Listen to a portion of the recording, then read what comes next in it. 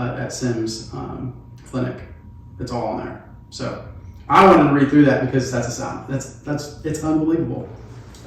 Well, thank you, CJ. How did it feel reading back to you your bio?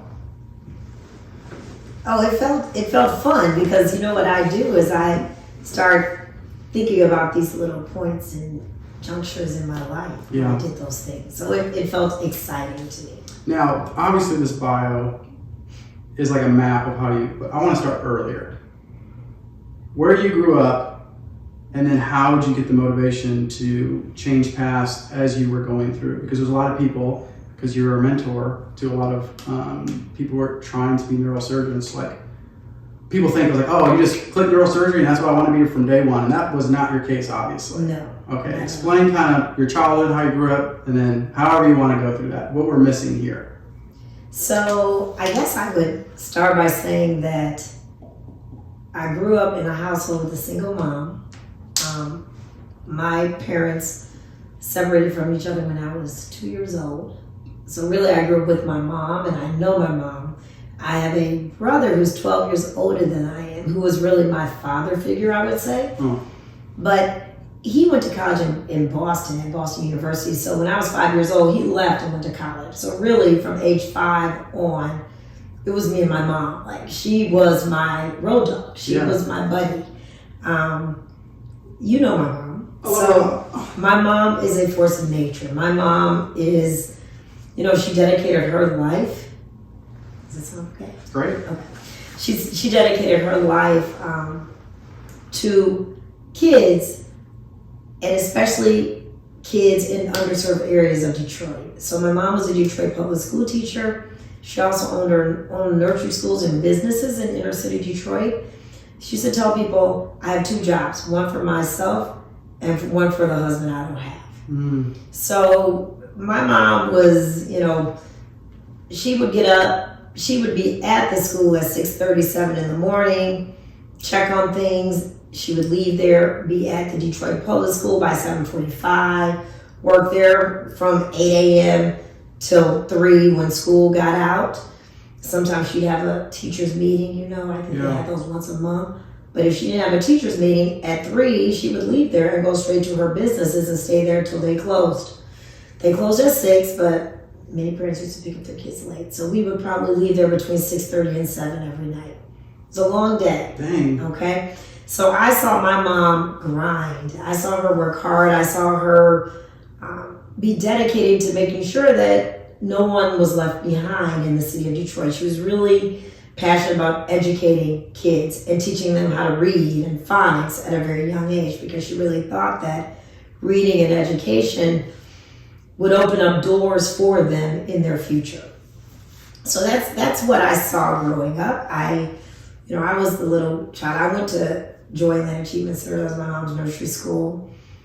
And I went there until, at that time, it went up to kindergarten. Later, she started going up to 2nd grade, but at that time, went there till kindergarten, and then I went to the Detroit Public Schools.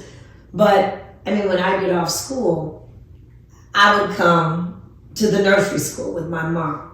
We did that for a long time until I was probably 8 or 9 years old. And I think my mom thought that was too long of days for me. So we had Alice. Alice was a nice lady. Alice was I remember Alice, tall, thin, glasses, pretty gray hair. Alice was really nice. Her husband's name was Pete. Alice didn't drive. But Pete would drive to the nursery school every day at 3:30 or 4:30, right around 4:30, and pick me up to take me and Alice to my house. And Alice would help tidy up things. She'd make me a snack. I used to love salmon nuggets. So salmon croquettes, I like those, but I used to make her make nuggets out of them. So I called them salmon nuggets. Yeah. She'd make my snack, I'd take a nap, I'd do my homework. She would even cook dinner, and then when Mom came home, you know, I'd hang out with Mom, I'd have done my homework, we'd watch TV, we'd do different things, I'd play my piano, I took piano lessons, you know, Mom had me in activities. And then, you know, we'd go to sleep and start the day over. But my mom worked long hours my whole life. That was kind of her norm. Yeah. And I think that translated into my norm Absolutely. naturally. Yeah. Now, so basically, so that lady was your babysitter? Yes. Okay. Babysitter / housekeeper. We called her housekeeper. We never used a word like nanny. I don't know why. We called her the housekeeper. Yeah. And I just called her Miss Alice. But yeah, she was like Do you the know how old she housekeeper. was when she... Oh, Alice was, she was senior then. She had adult children. Alice was probably in her 60s then. Wow. Yeah, Alice passed away a while back now. And she was in her 80s when she passed away. Holy cow. And who was Pete? Pete was her husband. Her husband, got But it. Alice didn't drive, so Pete would drive. Yeah. Bring Alice. I remember, I can see the car right now. It was like a blue Grand Marquis, and they would pull up, take me home. Now, how long did that go on for? That went on for, let's think about this. Then I went to Liggett. That went on for approximately, that Alice would take me after school. That went on for probably until like 6th or 7th grade. Now, once I left, let me back up. For my first through 3rd grade, I went to a Detroit public school that was right near the middle school where my mom taught. And so Mom would take me from there and take me to Joyland, and Alice would pick me up. After that, when I left that school, my mom put me in a private school. That wasn't necessarily by choice. I would have been in the Detroit public schools my whole career. My brother graduated from a Detroit public school, high school. But in 3rd grade, they really wanted to double promote me to 5th grade, and my mom was really resistant to that. And so they did this flex thing where they had me in 3rd grade in the morning. I would have lunch with my grade, recess with my grade, then I'd go to 5th grade for the classes in the afternoon. And that worked fine. I thought it worked fine for me, but ultimately, at the end of that year, they told my mom that they still thought I needed more of a challenge, and they really wanted to push me into the 5th grade full time. And she said no, because she thought it would affect me, what do you call it? My maturity level because of my age and the difference between 3rd and 5th grade. So she was adamantly against it, and she told him, no, you can't double promote her. I mean, literally the 5th graders would act like I was like their pet. Like they would pick me up and carry me around and stuff like that. Like I was so much younger than them. And so they told her, well, then you need to get her someplace else. You need to get out of here somewhere where she can be challenged. And they gave my mom 3 schools. We looked at those 3 schools, and I ended up going to one of them. They were private schools, and I went to one named University Liggett in Grosse Pointe. And so that's how I ended up in private school. And I started there in 4th grade, and I graduated from there as a senior in high school. So I used to take a bus. We lived on the west side of Detroit. Liggett was way on the east side. Now, we had other private schools on the west side. But I really fell in love with Liggett when I went to visit Liggett. And my mom liked Liggett, so I went there, but I would take the bus. The bus would come get us on the west side and take us to school. And it was a little over an hour bus ride every morning for me. And there was a bus stop they pick us up in this church at 7 Mile in Livernois in their parking lot. And so I would get picked up there, and then Alice would still take me home. And that lasted, I think that lasted all the way through, I'm trying to think. It lasted until about 7th or 8th grade. Wow. Around the time when I could kind of stay at home by myself after school. Exactly. Graduated from Liggett? Yes. And then start from there. What happened there? You graduated from Liggett, now you're going to Yale. Oh yeah, but you know that was a natural progression for people from Liggett. So really? I did not know that. Yes. So explain what Liggett is then. It seems like a pretty... University Liggett is a private school in Detroit. It's Detroit's big car company city. Automotive industry, is still big, and it was huge in Detroit back in the day. So the Ford family are from Grosse Pointe. Fords went to Liggett. Got it. B.B. Ford is one of the Ford family descendants who was in my class. Right. So it really is just like a really well-known private school. It's not a boarding school, but it has the same type of academic rigor as some of the East Coast boarding schools. That's right. And I'm very grateful for Liggett because I think it was Liggett that changed my mindset. I mean, my mom has always told me, you can be anything you want to, you just put your mind to. You can be anything you want to be. She would say it to me and I would start rolling my eyes. I heard it so much. So I think that I took that to heart. But Liggett really gave me the tools and the resources to do whatever I wanted to do. Yeah. And Liggett really set you up. It set its students up to work towards matriculating into an Ivy League school. Yeah. And so it wasn't abnormal. I mean, I applied to Harvard, Yale, MIT, Hopkins, University of Pennsylvania. I did not apply to Princeton for some reason. But I applied to all these Ivy League and really good schools and got into most of it. But that was the expectation if you were a good student at Liggett, was that you could go to any of these schools. It's crazy because that's the norm. That's all you knew. So when you were like, oh, everyone applies to these schools, that's just how it is. That's right. And unfortunately, that matters. What you think is possible can stem from your environment. I can give you an example. My niece, I think she's a genius, Carlin. But she went to a large public school in Des Moines, Iowa. And I'll never forget, we took her on a college tour, and I took her to a bunch of Ivy Leagues, East Coast schools out on the East Coast.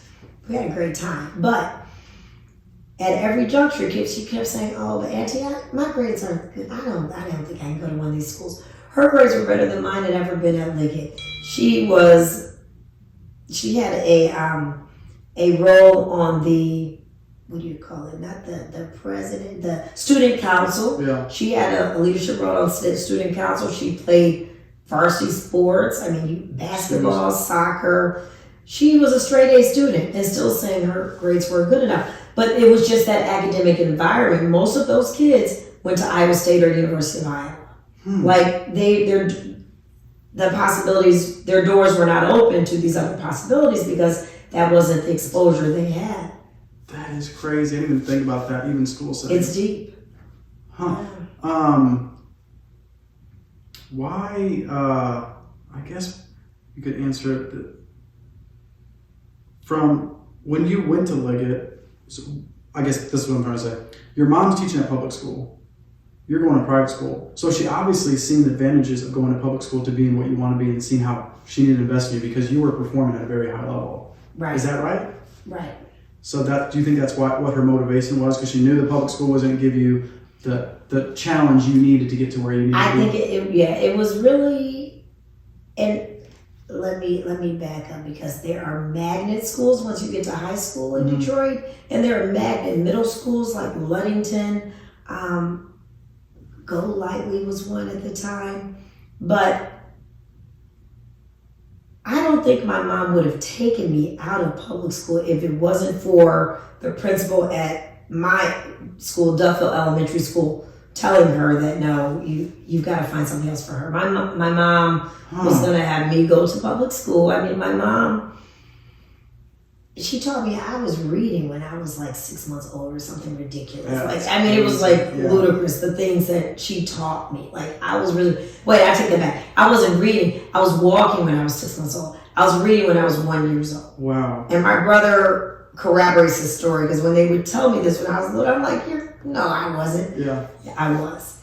And that's my mom because, she was a true teacher. She was an educator, is an educator.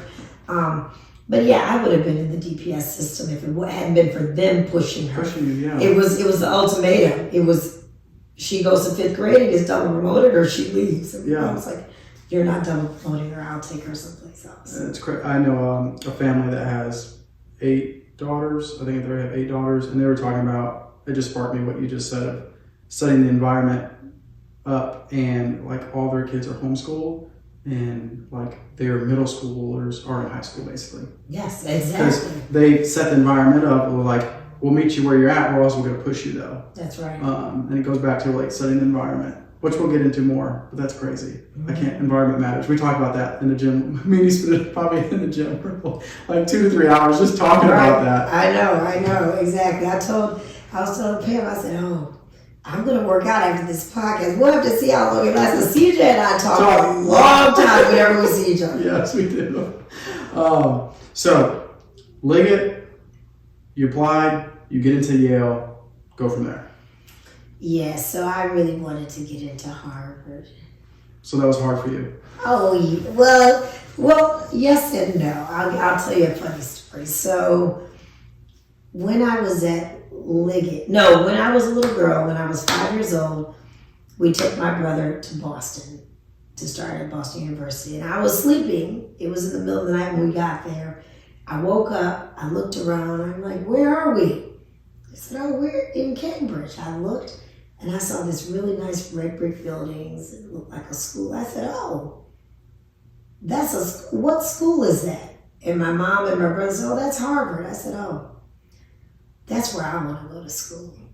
And they were like, okay, yeah, you can go to Harvard. I'm 5 years old. I don't think I knew what Harvard was. Right. Well, fast forward, that continued, that was perpetuated throughout my life where I wanted to go to Harvard. When I was at Liggett, in the 7th grade, my best friend was a young lady named Tamara Lee. And Tamara and I both wanted to go to Harvard. Like, that was our thing. I had a cute little cousin. He was 2.5 years old. We brainwashed David. We brought him a Harvard tie. We brainwashed him. We said, David, where are you going to go? He would say, to Harvard. I mean, we're just all over it. Yeah. But in 7th grade, we had a teacher named Mr. McGill. He was our English teacher. English was always just okay to me. I like my sciences more than English, for sure. So Mr. McGill was our English teacher. And the funny thing is he had gone to Yale. And so, oh my gosh, and I don't know why we didn't get in trouble, but we did. He was a young teacher, but had graduated from Yale maybe few years earlier. We would get into his classroom early in the morning, and we'd write on the board, Harvard's the best, Yale's the worst, we love Harvard, Yale sucks, all this stuff, all over the board. And we would do this repeatedly every few weeks or quarter in the school year. And he would just kind of laugh it off and, keep going. Well, fast forward, that was 7th grade. Yeah. Fast forward senior year, here we are. I mean, clearly when you apply to schools, you don't just apply to one school. You cast a wide net. That's right. So I'm casting a wide net to multiple Ivy Leagues. Well, they interview for some of these Ivy League schools. Well, I get an interview for Harvard, and then I get an interview for Yale. And guess who's going to interview me for my Yale interview? None other than Mr. McGill. And so I get the paper. I'm like, you mean Mr. McGill's going to interview me? I said, oh, wow. I showed up to the interview. I was all professional. Yeah. And the first thing he asked, he said, hey, caught up a little bit. He said, yeah, so the first thing I want to know is why the change? Yeah. Why the change? Sonia's on your whole life. Just a heads up. Oh, that's my favorite. You're good. He said, why the change? I mean, your whole life, you've wanted to go to Harvard. Right. So I did have a crafted answer that I had prepared that I gave to him. But it was kind of funny. And then I actually ended up getting into Yale, didn't get into Harvard. One of my friends, Shalini, got into Harvard, but didn't get into Yale. A different one got into Princeton, but didn't get into Harvard. So it's almost like they were all talking to each other of the kids coming from Liggett and spreading us around or something. It was kind of funny. And now so you went through Yale, you get there. Was it what you thought it was going to be? Yes, It was amazing. I will tell you that it was not, going to college was like going from 12th grade to 13th grade to me. And that was because Liggett, yes, they had truly prepared me. Yeah. I mean, I owe a lot to Liggett. I owe a lot to my mom. I owe a lot to Liggett. Yeah. So going to college was like 13th grade. I was academically, I did well. I was very well prepared and equipped to lead a balanced life. Like I studied, I got good grades, but I've always, had this inner drive to do well in school. And And I made great connections with people that I'm still friends with today. Had a great time. Used to eat a lot of hamburgers with French fries, a lot of pizza, a lot of Popeye's chicken. I don't know where I put it, but I would eat in the dining hall, and then I would go and study. And then by midnight or 1 a.m., I'd be calling some of my friends to see if they'd come with me to these restaurants to eat this food I ate. But I had a marvelous time. It was amazing. So when did it click for you to go like, hey, I want to go do neurosurgery? Because you're at Yale, you're getting an engineer degree. What happened? What was that transition like? What happened? So that's interesting, CJ. So I went to Yale knowing that I was going to be a neurosurgeon. Okay. I chose engineering in case I was afraid of human blood or human suffering. Got it. And could not pursue a career in healthcare. I was kind of skittish, so I didn't know what I would be like if I saw someone bleeding or really in pain, and if I would be able to cope with that. I didn't know if I'd faint if I saw blood. So I chose engineering as a backup because then I could fuse engineering and healthcare and maybe do biomechanics and things of that nature. But I actually decided I wanted to be a neurosurgeon when I was in high school. Got it. So in high school, I had a chance to see neurosurgery when I was doing some research at Henry Ford Health System in Detroit, one of our health centers, hospitals in Detroit. And I also did a term paper in my AP Bio class on neurotransmitters. I mean, there was just something inside of me that I kept gravitating towards the neural network and the nervous system, and I wanted to learn more. And then discovered neurosurgery, and I was like, that's what I want to do, that's it.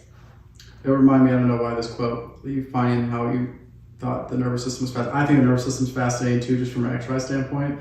And one of my coaches, he said, the nervous system is king, your gut is queen. Oh, wow. And so that's his terminology when you use this for exercise. It's like, hey, your nervous system will give out first. I mean, it will protect itself first. So it would rather tear a muscle, it'd rather tear a ligament before it gives out. Right. Because if your nervous system gives out, you'll have some problems. That's right. That's right. So I thought that was fascinating. I like that. I don't know why that just clicked, but I like that. But your gut is queen. Yeah. We'll talk about that too. I can't wait to get to that part. Come to that. Yes. Okay. You're going to now be a neurosurgeon. Where are you going? Where's it? Yeah, so so the next step in the path would be for me to go to medical school. So take the MCAT, do all my pre-med classes while doing my engineering, which was fine. You start early and balance out your schedule for each year of what you need to take. Did all that and applying to medical school. Well, you know how I feel about Harvard still. So, boom, I'm ready to go to Harvard, applying to Harvard. But, of course, you cast a wide net. I applied to many med schools. I applied to Yale. I applied to, I can't remember all of them, Emory. Applied to University of Michigan. Applied to Michigan State, I believe, as well. Because I applied to schools to go back home. I was waitlisted at Harvard. I got into the University of Michigan Medical School back at home. And then a week after getting in at U of M, they called and offered me a full academic scholarship to medical school there. Holy cow. So I thought about that for maybe an hour, not very long. And I said, I'm going home. I said, I mean, this is an opportunity I can't miss. On the wait list at Harvard, am I going to go to Harvard and pay all this money when I could go for a full ride to an excellent medical school? So I went back home and went to U of M. And that's how that decision was made. That is crazy. I did not know that. Yeah. So you started off on the right foot right when you get out of medical school. Yes, pretty much. I had to pay for my own room and board. And by the grace of God, my mom, who's a blessing, paid for that. So I didn't have student loans. Yeah. I didn't have student loans from undergrad because mom paid. You just got set up. That is awesome. She worked hard. Yes, she did. You worked hard too. Yeah. She put me through school and my brother through college. So yeah, she was on the grind. Mom worked hard. So talk a little bit about your experience going through medical school. Was it what you thought? Did you enjoy the experience? Did you still miss, you wish you went to Harvard? Obviously, without money exceptions, like what are your thought process on that, looking back? Looking back, I had a wonderful time at University of Michigan Medical School. Again, made connections with people that I am still friends with. The funny thing is, one of my best friends from high school who went to Liggett with me, Crystal Martin, went to University of Michigan for undergrad, and when I'd go home for spring break, I'd go visit her at Michigan, and she'd come visit me at Yale. Wow. Fast forward, she decided to be a doctor too, got into Michigan Medical School, and so here we are reunited. That is I mean, we're good friends. And so we were roommates and went through the whole journey together. So that was so really she's nice. a neurosurgeon too. She's a pediatrician. Got it. Yes. Now she was not into neurosurgery. She's a pediatrician, and she's still in Michigan. Okay. She's in a suburb of Detroit. Okay. Yeah, she lives about 5 minutes from where my mom's house is now. That is cool. Yeah, but I mean, it's cool to go into something like medical school with someone that is one of your best friends. You know. Yeah, I bet you that's really comforting. It was very comforting, and I did tell her the first day. I said, "You know what? We still need to branch out and make new friends, Crystal. Yeah. Let's still meet people." Yeah. She's like, "I know, Sonia." And Crystal's much more introverted than I am. I'm like, I'll be there with you. We're gonna do it together. Oh my gosh. Okay, you went to medical school, had a great experience there. Talk about as you're exiting medical school, what that was like. Because a lot of when you're mentoring people, especially when they're about to graduate, it's a transition. So talk a little bit about that transition. What shocked you and what you prepared for ahead of time. Right. So, the unfortunate thing or fortunate thing, I don't know, but at every juncture, whether it's going from high school to college to medical school to residency training, you have to take some very important tests at that juncture, right? Which everyone uses as a litmus test to kind of see where you stand. You have to write about your experiences, why you want to do X, Y, Z. And you have to, and many of those junctures have to do interviews and put yourself out there and present yourself and, really talk about what your goals are in life. So I think that you never get used to it. It's always a little bit uncomfortable to go through these phases of your life, but you know that it's a stepping stone and you are progressing and you're going to progress fine. I would say that going from medical school to residency was probably one of the most uncomfortable progressions because there were a lot of unknowns. When you're applying to a school, it's pretty cut and dry. You apply to the schools, you go through the process, you get an acceptance or waitlisted or rejection letter. You have that list, you make up your mind, you pick a school. But with residency, it's a little bit different. You decide in medical school what specialty you want to match in or pursue. And then you start doing things. You start looking at the different programs within that subspecialty, which for me was neurosurgery. Neurosurgery, there aren't many neurosurgeons. There may be 3,500 board certified practicing neurosurgeons, maybe a total of around 5,000 total neurosurgeons in the country at any given point in time. I did not know So it's that. a very small field. Yeah. Back then, there were more or less around 100 training programs across the country that had neurosurgery training residencies. And of those training programs, the programs took either 1 or 2 residents per year. So you apply to all of these programs and then you wait and see if you get an interview. If you get an interview and you go, you're traveling across the country on your own dime. You go interview at the program, and then at the end of the process, you make a rank list of all of the programs you interviewed at. Right. that you liked. If you hated one, I would suggest you not put it on the rank list. But you rank it with number 1 being the program you want to go to the most, and say I interviewed at 18 or 19 programs. 18 or 19 were the ones I really want to go to the least. You make a rank list. Conversely, the programs are ranking all of the students. So they make a large rank list of all of the students they interview. Number 1 being the one they want top choice, all the way down to their least choice. Yeah. This goes into a computer-generated match, and it shoots out where you're going to go. Oh, gosh. And so you got to be willing to go. Yes, you have to be willing to go. You have to be open to living in different areas, especially if it's a more competitive specialty where there aren't as many slots. And always in the back of your head, you're always wondering, well, what if I don't match? My brother always says, he has a phrase that drives me crazy.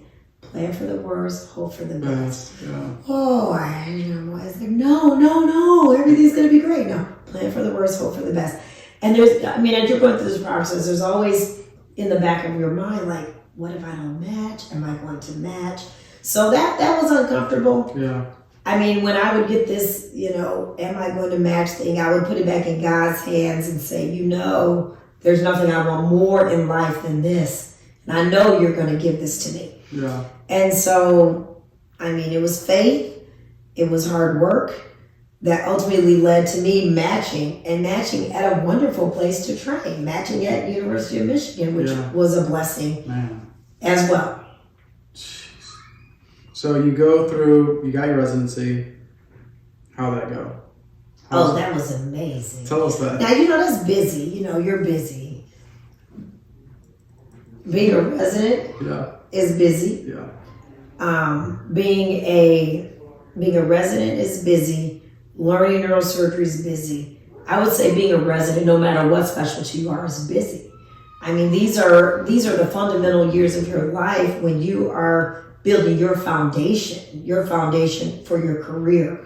So it's going to be time consuming because you're learning how to take care of patients and save lives. Yeah. And these are the only years where you really have supervision and you have all of these faculty right there at your disposal to learn all of these different things and methods, and how to take care of patients. So it's busy because you have to put a lot of time in order to come out on the other side well prepared to take care of patients and to practice whatever specialty you choose. Now, did Dr. Foley, when did he come in the picture? So Dr. Foley, for neurosurgery, it's a longer residency. Most residencies, an average, are 3 to 4 years. Surgical residencies are longer. Neurosurgery is 7 years. So it's a pretty long residency.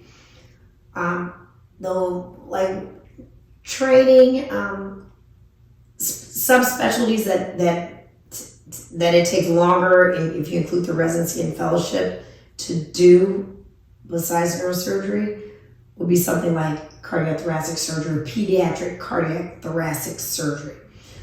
Those can take longer, but our residency is 7 years, and then after that, probably upwards of 85% of trainees are now doing specialized training after that, called fellowships, to subspecialize within neurosurgery. Dr. Foley is where I did my minimally invasive spine fellowship after I completed my 7-year residence.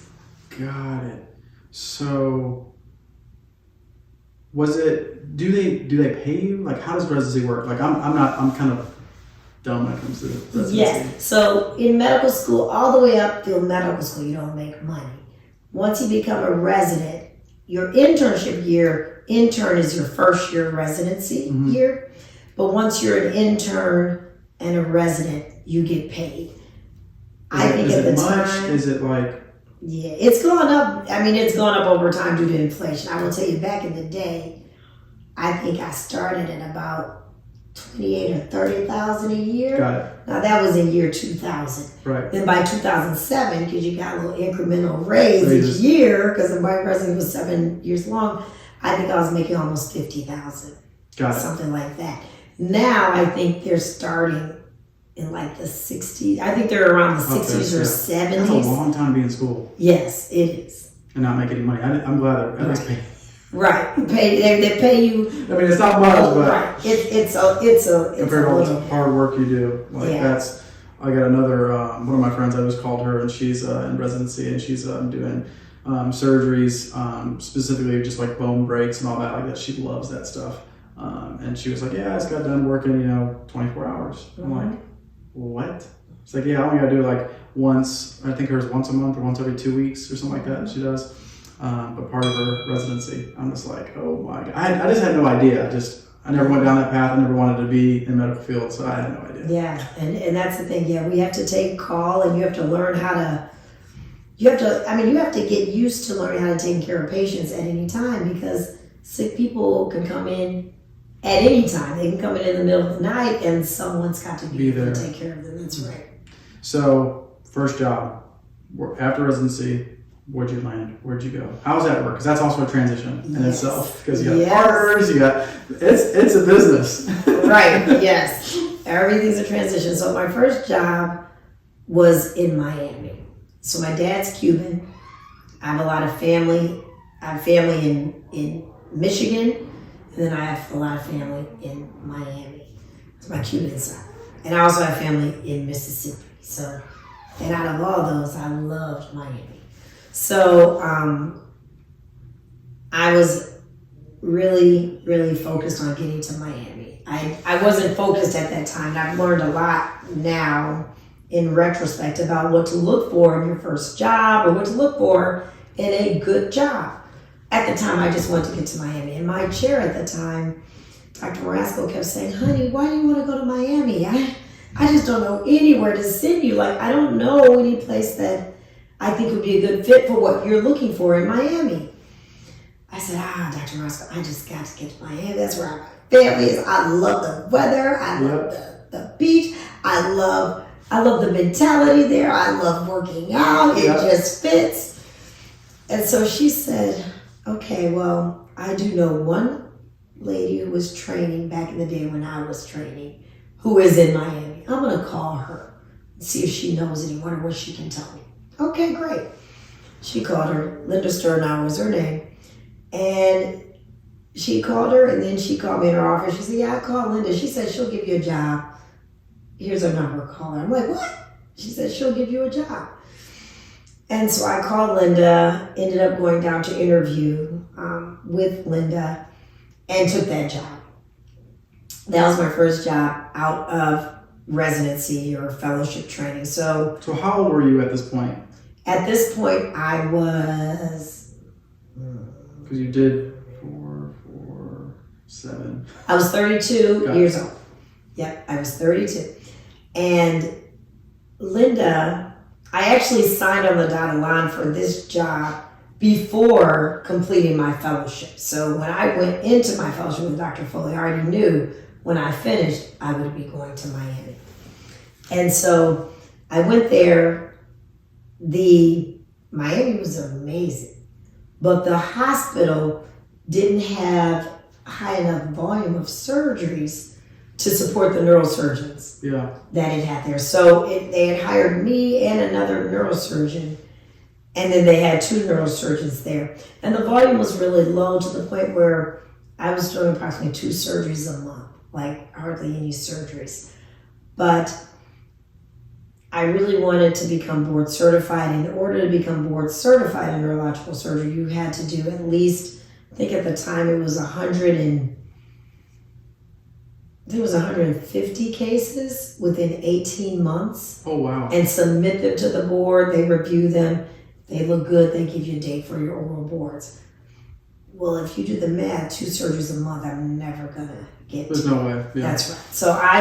So 6 months in, I started looking for a new opportunity and ended up leaving Miami and ended up back in Michigan on the west side of the state, in Kalamazoo, Michigan, at a practice that really did have enough volume. Again, things I didn't look for in my first job, but now I kind of knew what to look for. And I had a wonderful time working in this practice on the west side of Michigan in a small town called Kalamazoo, Michigan. I worked there for almost 14 years before I transitioned to Detroit and then to here. That's right. Wow. Okay, so Detroit to here, what would you give residents, what would you say they need to look for before taking their first job? Like the 2-3 things, like first volume, obviously. Well, depending on what you want to do, I guess, right? So volume, I think you're absolutely right. You need to make sure that you're going someplace that has excess volume. Like, in other words, they need another neurosurgeon. Because they're behind. To support them, exactly. Right. Look for someplace that has excess volume. Look for someplace where where it's going to be a very supportive environment, where your partners have utmost integrity, ethical standards, that they're equally yoked with you. Yeah. And these folks are going to, they're going to play a pivotal part in your life. And it's almost like choosing a partner for marriage, but you're choosing a partner for work. You should take it that serious. That's right. Definitely. And oh my gosh, that's so, it's like that in any workforce. You got to enjoy the people you work around because that's the majority of your life. That's right. It really is. You spend more time there than you do at home, honestly. Yeah, especially if you're a full-timer. That's right. Man. All right, so what brought you to Oxford?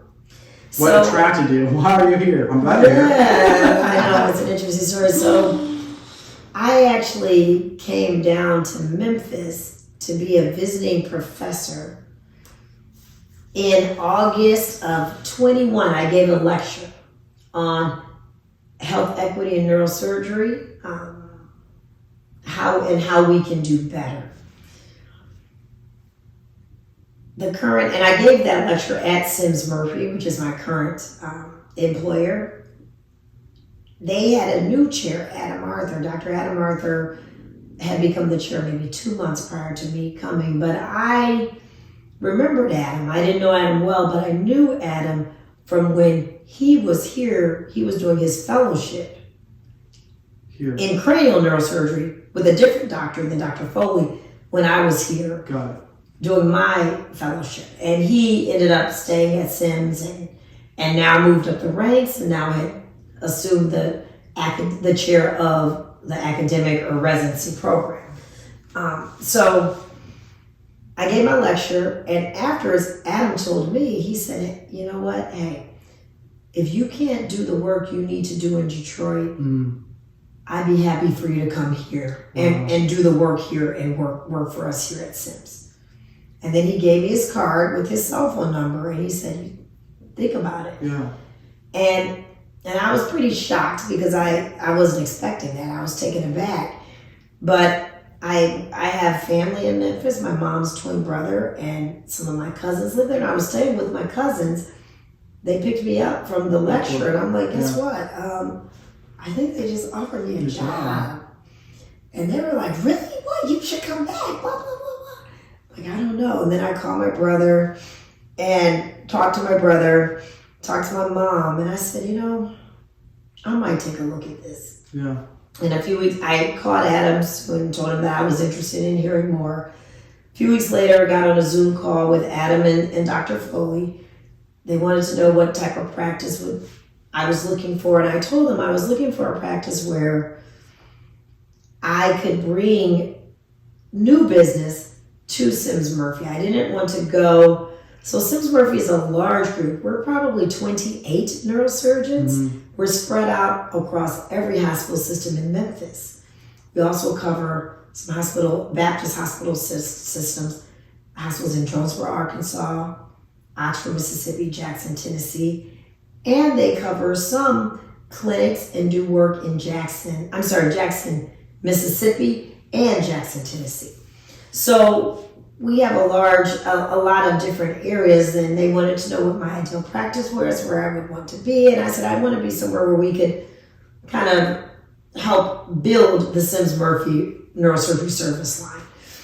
And they went back and talked about things and told me that they thought the best places that we could build and have new growth would be to either Jonesboro, Arkansas, or Oxford, Mississippi.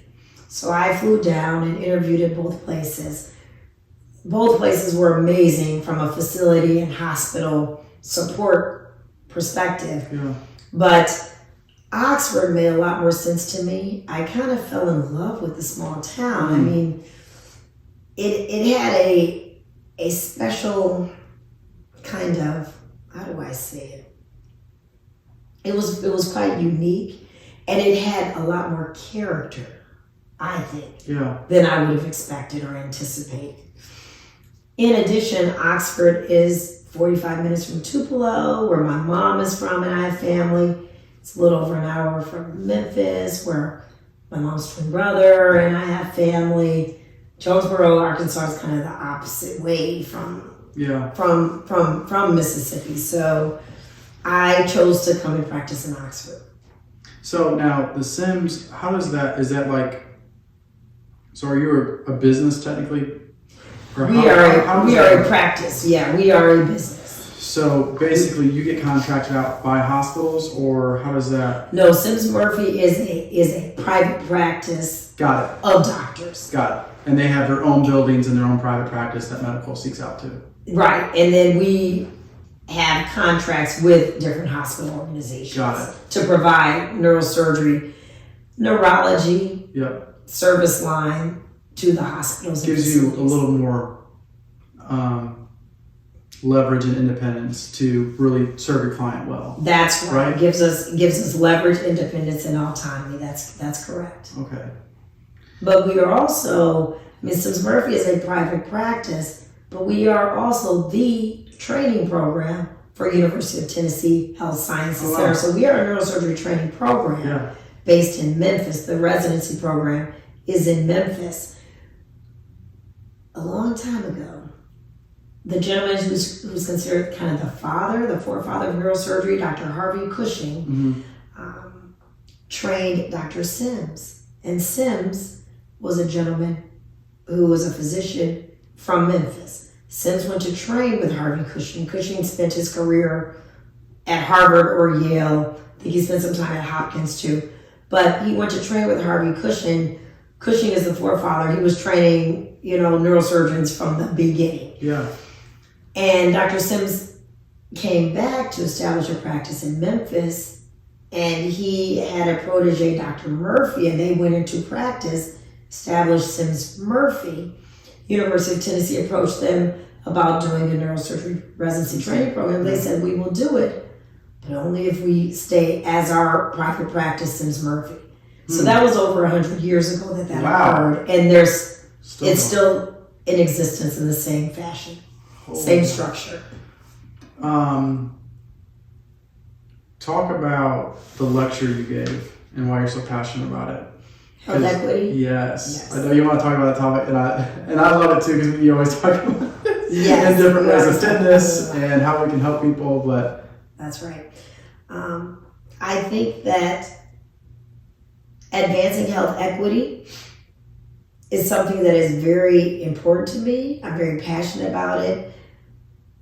When I went into healthcare, when I decided to be a doctor, I was very much a person that believed that, healthcare is a right. Like, we are all entitled to have access to good health so that we can all enjoy our lives and have great quality of lives. Soon after starting residency in medical school, I realized that there were significant imbalances and disparities, and that there were some patients of certain color or certain diseases that were adversely impacting women, and certain patients, certain marginalized groups were not having as great of outcomes. And it kind of has become, over the years, it's become my passion project to try to decipher the underlying barriers to access to quality care for everyone, and to try to make an impact and make things better, especially from the neurosurgical lens. So what are some of the things that you say you have a lot of experience now? What are some of the underlying issues that you're starting to see? Like, that are kind of surprising that you want to talk about? You're like, okay, this is just not good, but it needs to be said. It's quite disturbing on a lot of levels, but I think that the one thing I've learned is that health equity or healthcare disparities are not acting within a silo. Okay, so I think that a patient's health is not necessarily only determined by their genetics and is not determined by, how do I say this? What I would say is that people's health and their outcomes are intimately intertwined with economic barriers or structures, with access to food, with access to safe and affordable housing, access to transportation. Like, there are all of these barriers that are known as social determinants of health that can affect our health and outcomes. In addition, if you back it up further, social determinants of health, which are the conditions in which we live, work, eat, sleep, all of these conditions in which we go to church, in which we practice our religions, all of these things have an effect on our health and our health outcomes. But if you back it up further, social determinants of health stem from political determinants of health. There are policies and structures that are inherent in this country. There are effects of structural racism that to this day still impact marginalized individuals in this group. And that has an effect on healthcare and outcomes. Man. I bet you that's tough to watch or witness or sometimes even being a part of. It absolutely is. It absolutely is. Because I mean, if you think about... Because you could be stuck depending on who you're contracted with the people above you, you're the person, and the people coming to see you. That's right. That's right. Exactly. And it's a conundrum, because there's been a lot of data out there, research that has shown that depending on where you live, for example, if you live in a really rural area or in an inner city area, it can be a food desert. Food desert, which is that the nearest grocery store is greater than a mile from you. But rural areas, there are a lot of Dollar Generals have really taken over the rural areas and have become one of the prime places where people in rural areas get their food. And in inner cities where you're in a food desert, I mean, there are oftentimes party stores, fast food restaurants right there. And so you have access to a lot of unhealthy choices. Man. And it's not necessarily by choice. I mean, if you don't have a car or can't get to that nearest grocery store, then you're going to have to access what you can't access, which is what's right there. And that's pretty deep, that where you live or the conditions where you live or how you live impact your health and your health outcomes. Yeah. Talk about just the food. Dollar General. I love you, but at the same time, like, how bad our food quality here is in the States. Because you travel. You're well-traveled. Yes. You love to travel. I don't know. Something about the U.S. We like to go big, and we like to inject growth hormones and different things. Anything. And the industry is just out of control. I mean, to genetic modification. When you go to Europe, oh my God, you don't see any of that. Nope. And the food tastes a lot better too. It tastes pure and clean. And the crazy part, the big companies sell the same foods in the States to somebody else, but they don't put the preservatives in there because it's illegal. It's illegal there. That's right. But not here. Right. And that's just crazy to me. Exactly.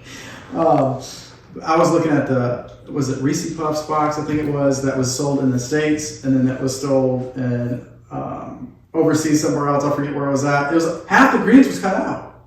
And I'm just like, this is crazy because it's a longer shelf life. It tastes better. And it's like, I was listening to this other podcast, and they were talking about the deep state. And this guy, I think, explained it very well. And he's like, it's not the sense that you think it's these people. It's two sides of groups that are actually fighting against each other that don't know they're fighting against each other because it's about profits and margins. That's right. And you think it's people doing it, but it's policies that are set up to go against each other, and there's loopholes to those policies. Mm-hmm. And if you're not thinking about the individual and you're thinking about only your profit margins, which you need profit margins, but if you're only thinking about the profit margins, you start to get those preservatives high up in there because they're like, I can just trim the profit even more.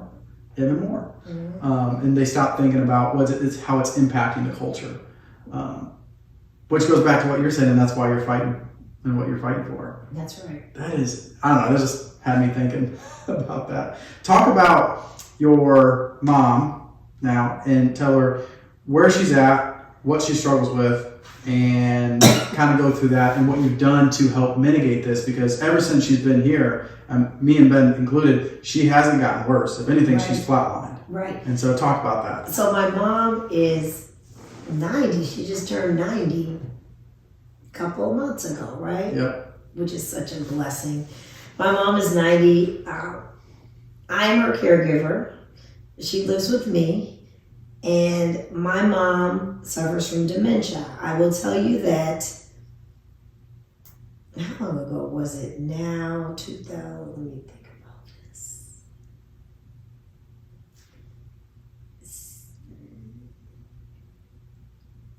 7 years ago was 2017, right? Yeah, 2017. So it was around 2014 or 15 that I was noticing some changes. But that was 2015. I would say 2012, something very strange happened. And I told my brother, and my brother who lives in Iowa, but I live right there in Michigan with Mom, so sometimes you can mask things over the phone. He didn't believe it. He was like, no, that's not what it is. Yeah. That's right. But 2012, Mom and I, because we travel a lot, we were in Italy. And we were at a hotel in Florence. And it was the middle of the night. We were sleeping. We'd been in Italy for at least a week, traveling to different cities. So we had adjusted to the time difference. Well, my mom, I woke up in the middle of the night because I heard some knocking on the door. And it's pitch black. This room was pitch black, dark. And I woke up, looked, and I didn't see anything abnormal, so I went back to sleep. I was really tired. And then I heard the knocking again, and this time it was on our hotel, our door. Yeah.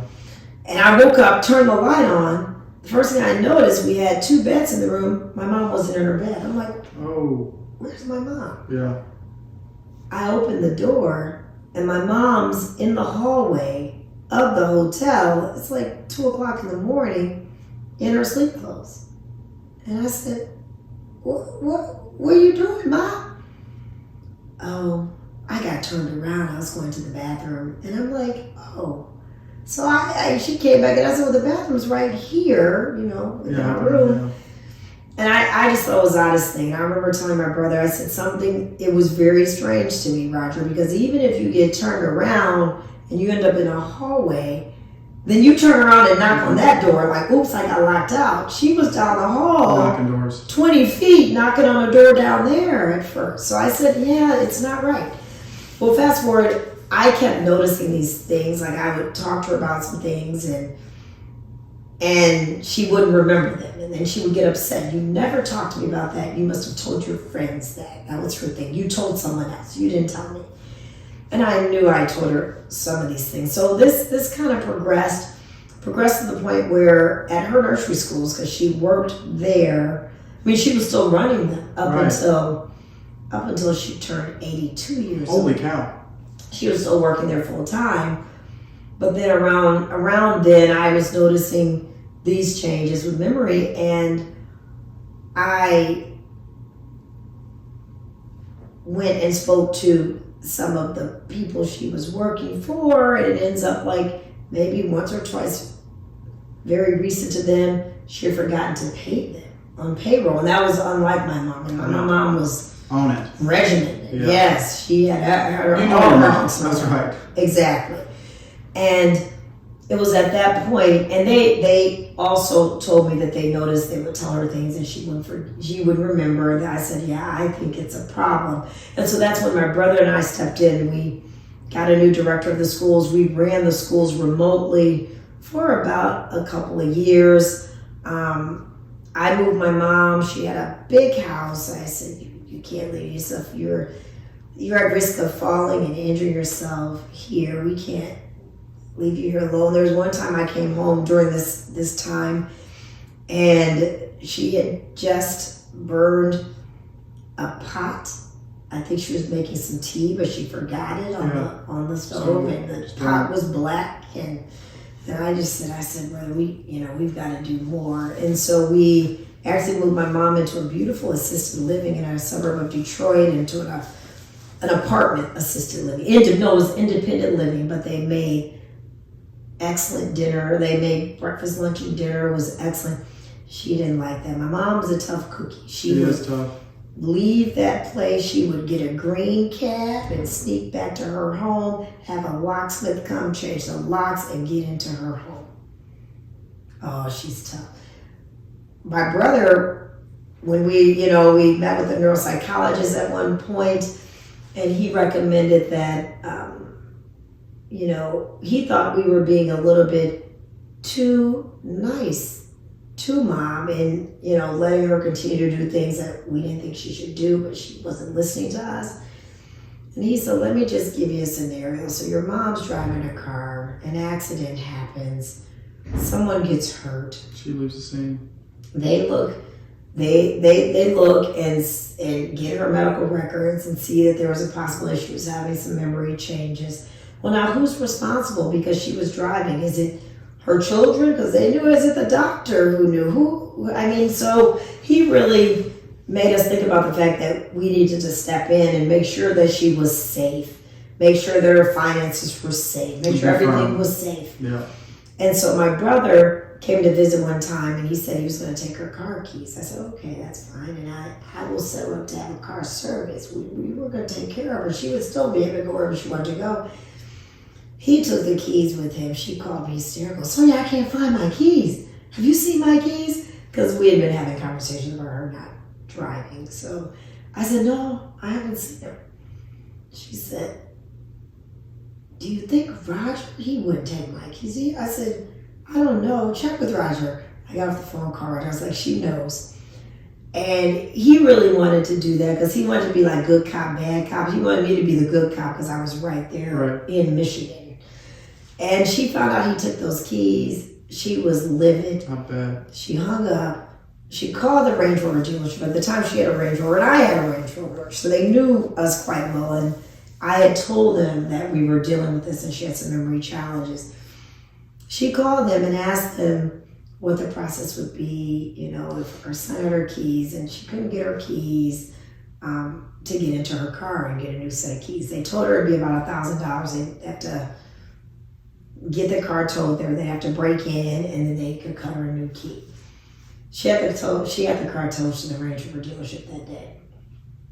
And by the grace of God, the manager knew me because we both had cars from there, and called me and said, your mom called asking me about the process. I didn't think she was going to tell her. She had the car towed to us. She wants us to recut her some keys. She said, do you want me to do that? I said, no, don't do it. I said, hold the car there and we'll give you some further direction. And fast forward, they held the car there. They bought the car back from us. And that was the way that we got my mom to no longer drive. Yeah. So it was, I will tell you, it was a journey. It was very difficult. I'm sorry to hear that's tough. Thank you.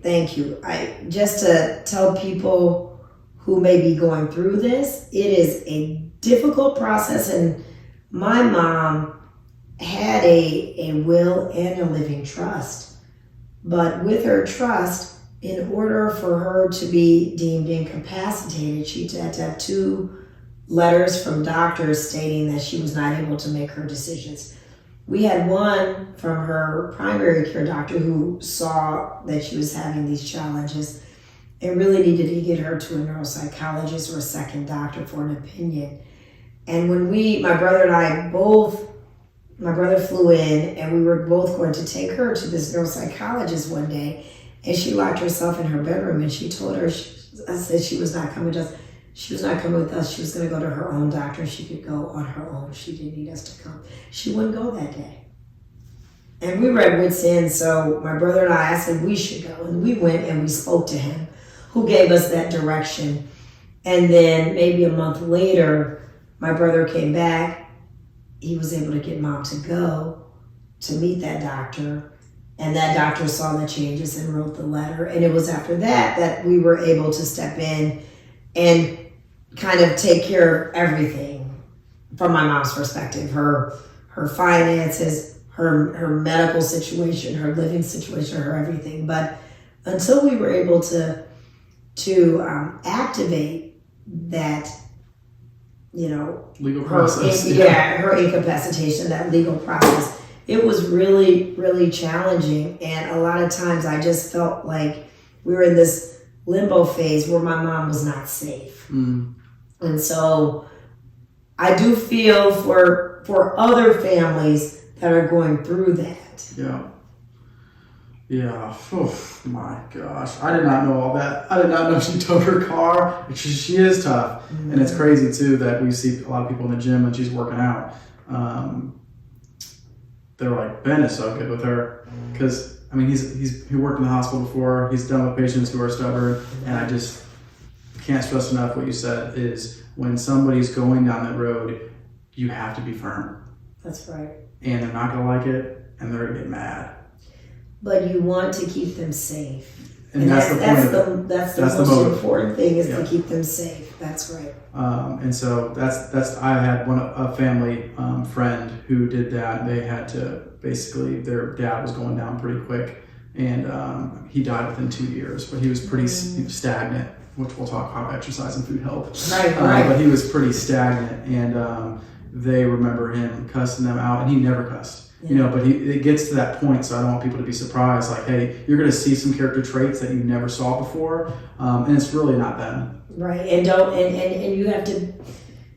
And it's very difficult not to take things personally. My mom has said some of the most cutting, awful things to me during those times, but you really can't take it personal.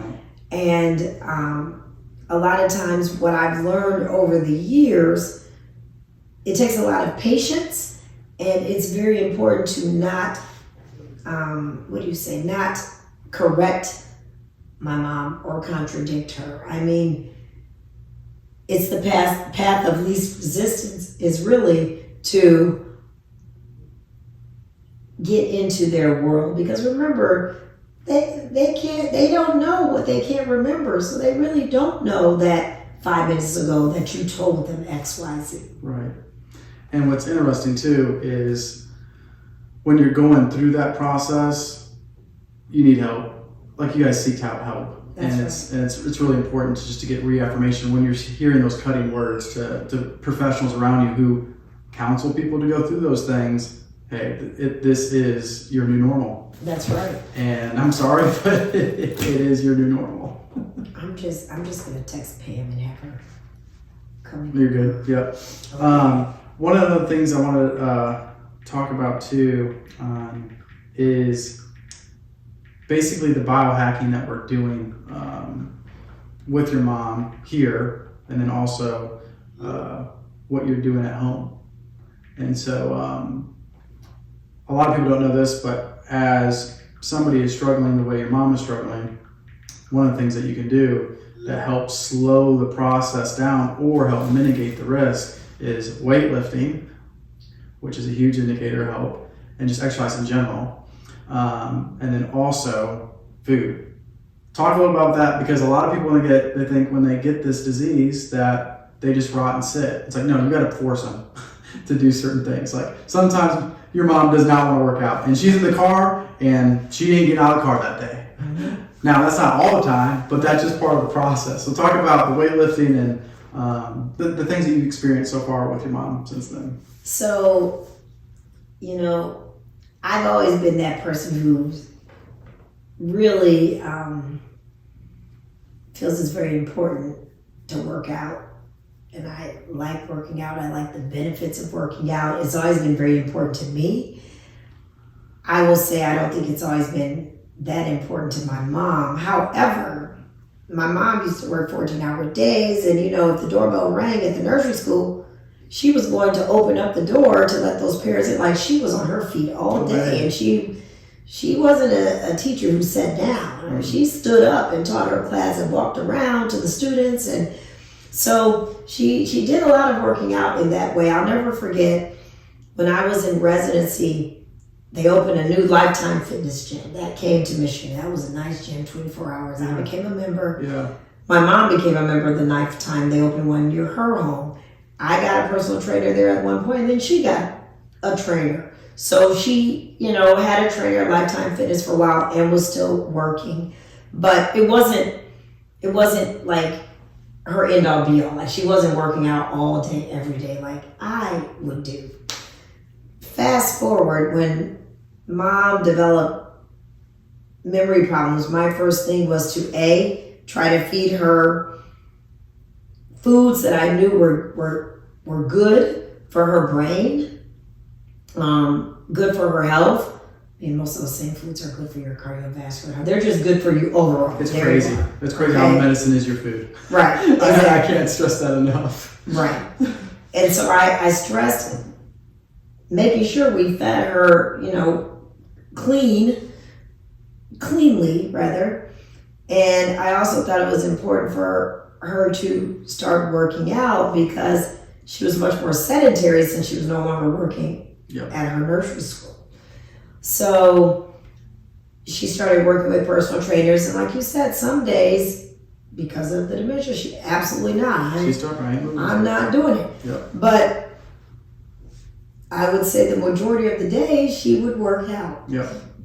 And over time, wherever we lived, she would have a trainer and she would work out with them anywhere between usually 3 to 4 days a week. Well, fast forward when we moved here, I found ID Fitness, and I use ID Fitness for myself and, talk to you, CJ, about Mom. And we signed up. I did my plan 3 days a week. Mom did her plan 3 days a week. And Mom started off deadlifting with kettlebells. Yep. She started off, and that was December of 2021. 25 pounds, I think it was, when she started. Right. Yeah. And I have a picture of her because she always wears that hat. I brought her this red hat that says Mississippi on it. And she wears that hat with swag, and she's funny. She loves that hat. I have a video of her lifting, wearing that Mississippi hat in that winter, deadlifting with that kettlebell. Fast forward now, she was 88 then. She is now 90. And she can deadlift. Her 1 rep max is 155 pounds. Yep. And it's amazing. Yeah. I mean, it's been amazing to watch her progression, because I think that this benefits her more than anything else. Her diet and her movement. Now she works out with Ben 3 days a week, and she has a different trainer who comes to the house and walks with her 2 to 2.5 miles the other 3 days a week. She has 1 day off a week. Yep. She works out more than I do. Yep. Because of work and other obligations, I miss more workouts than my mom does. Yep. And I think it's been a blessing. I think that I have not seen her have a significant decline in her dementia like I did with some of my other family members.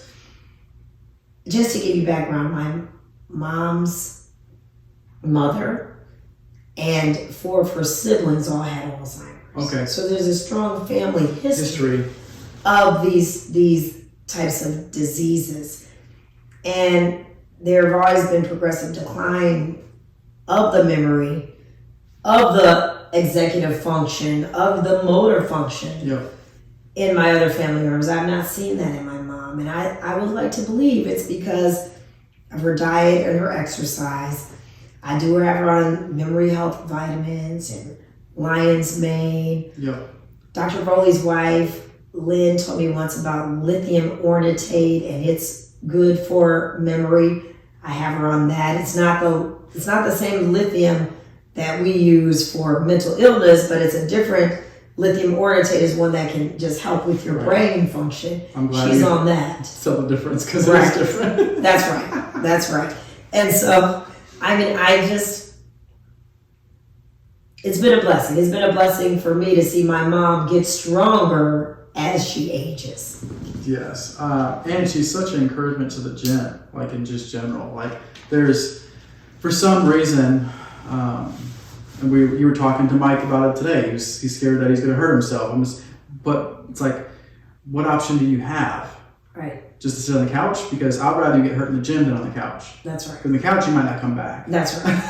That's right. And so it's really interesting how Mina talked about where doctors, coaches, physical therapists, parents, doesn't matter, they'll tell you, hey, since that's hurting, just don't do anything. And that's the worst thing you can do in anything. Like as long as your pain's below 5, you can work through that process. It should get better. If it doesn't, then you're probably doing something wrong. Right, then it might be your form or your technique. Or your diet, or your sleep, or your stress. I mean, it's cumulative. Right. We are a holistic individual. Yep. It's mind, body, and soul. That's right. And so I think that is one of the things that I admire in what you're doing, not only with your work-life balance, but also what you're doing with your mom, because for some reason, we don't know like what the direct correlation is, but I think it's a magnitude of a lot of things. But one of the things is when somebody retires, suicide rate triples, and then people get sick faster. And so it's like if you don't, after you retire, it's very important for you to pick up something that's going to compensate what you did with work. That's right. Like life's on the beach with margaritas is not going to do it. No. It sounds cool in the front end, but you talk to anybody who retires, it doesn't work that way. It never works that way. Talk about what motivated you to change your diet so much, because you have a nutritionist, like you attack that well, and you have seen not only your mom and the change of food, but also like other people who don't and how they just go downhill really quickly. Right. I think what motivates me most is wanting to have a really good quality of life. Like, it's not just about being on this earth, but it's about being on this earth and being healthy and being in shape so that I can snowboard, so that I can do some of the things that matter to me and that I enjoy in this life. And I think that health is wealth. I mean, I think that I cannot experience the life that I want to lead without being healthy. And so I work really hard to do that. Talk about some of the boundaries, because I think you do so well with just work in general, because I think some people feel like they're a slave to work and their schedule dictates them instead of them dictating their schedule because they chose their schedule. You travel, you work out, your mom works out, you eat good food, and you work a lot. So how would you encourage other doctors and just young professionals, whether they're going through residency, to really get a routine of taking care of yourself and putting money to that? Like, I had one client, I told him one time, he was about to buy a new car, but he's about to quit the gym at the same time. I was like, hey, just for a thought, maybe pick a car that's half that money and use the other half to do that, because what is wealth without your health? Me and you talked about that the other day, and I love that quote that I forget who I got that from. But it's, if you work your tail off and then retirement, you're just suffering, that is a scary place to be. That's right. And you're not finishing the race strong, but you're crawling. That's right. But yeah, how would you do the boundaries and stuff? Well, here's the thing is that I feel what I've noticed is that, and I could be wrong because CJ, you had me, you told me about that book Boundaries, and I'm reading that. Yes, good. But, and it's making me think about my boundaries. But with respect to boundaries with my professional life, I don't know how to say this. I don't really have any other than I work around what my patients and my job dictates, simply because I love neurosurgery, I love what I do, and I love taking care of my patients, and I love treating them. If I could tell anything to anyone who's in medical school or in residency, or in the process of choosing what they're going to do for the rest of their life, even in high school or college, choose something you're passionate about. Yeah. Choose something that you're passionate about so it doesn't feel like you're going to work. Yeah. I love neurosurgery, and going into it, I knew that, patient care would always come first for me. Yeah. But I enjoy taking care of my patients so much that it doesn't detract from the other areas of my life. I'm able to balance it all. And I think that's just because I have a true passion for what I do. And you're going more towards the root instead of the fruit. So I always say, if you don't pick something you're passionate about, you're not going to be driven or ambitious to do anything outside of work, because it's going to cost so much energy inside of your job because you do not want to be there. You're not going to want to exercise. Yep. If the spouse you pick, if you don't really like them, but you just felt obligated because you were there with them for so long, that doesn't make any sense. No. Like, you got to be there's got to be some passion inside of you to do what you do. But I think, and by you doing that, you have these boundaries where you go travel and you go do those things. Because I know other physicians that they don't do that. They work all the time. They're bending over backwards for their kids and their family, and they're not working out. They're eating on the go all the time. And I just see you balance out because you're taking care of your mom, you're traveling, you're working out, you're doing all these things well. And you also read the book, so that's good too. But that's what I was saying. I was like, just so that way we're speaking the same terminology, like, that is a good internal boundary to have. It's passion. Right. You got to pick something you're passionate about, because if you're not, work's already going to be hard enough as it is. That's right. Exactly. So it's not too late to turn. I always tell people it's not. Nope. Don't wait. There's tons of people who made millions of dollars in their 60s, and they like, you know what, I just don't want to do this anymore. Right. Because they started following their passions and pursuing their real dreams. Now, you said, I think, when you talked about diabetes and surgery, talk a little bit about that. Diabetes and surgery. Yeah. You were talking about that. You said you had a surgery that potentially helped, or did, what were you talking about? No. Did I have a surgery that potentially helped? I'm trying to think what we talked about. We talked about something. I don't remember, but I will tell you, I don't know if this is what we were talking about. Were we talking about the fact that type 2 diabetes is curable? Oh, there it is. Diet and exercise. That's what it was. 100%. Because I've had that conversation with some of my patients who are diabetics. Right. And it's funny how a lot of them don't know that. Right. And when you tell them, I don't know if you experience this, but I've experienced this when we have clients coming out of fitness and they're like, type 2 is completely curable. They don't want to believe it, because that means they're going to actually have to try and change instead of just take some medicine for it. Because in my experience of looking over nutrition logs with type 1, type 2 diabetes, and what they're saying too is type 3 is what your mom's experiencing. For some reason, they're labeled that in other countries. I don't know if me and you talked about that. But yeah, I don't know if this is true, but I just started reading upon this. They're saying type 3 diabetes is memory loss. That's some countries label as that. I did not know that. But the lingo is different everywhere in medical, just like coaching. Like, people think a back squat or a barbell squat. It's the same thing, but it's just different. So I don't know what the terminology is for that. But what me and you have experienced too is the people around us who have type 2 diabetes, their diet, their sleep is horrible.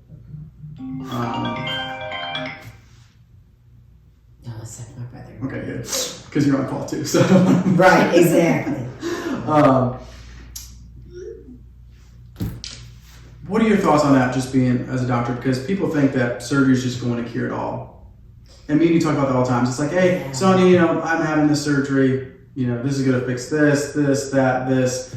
And you're just like, you'll be back if you don't change your activity, your health. Like, how can you explain that even better? Or for the misconceptions of people thinking that surgery is going to fix everything. Right. I mean, surgery does not fix everything. And for sure, once we go into your body and do something to it, your body's never the same. Yeah. I tell all my patients, especially my spine patients, that we can go in and focally try to address the one issue we're trying to cure, which may be from a pinched nerve, back pain. Leg pain or arm pain. But I can't guarantee that the aging changes or arthritis or the other structures in your back or your neck, that pain is going to get better. What's going to help with that pain is really strengthening those muscles.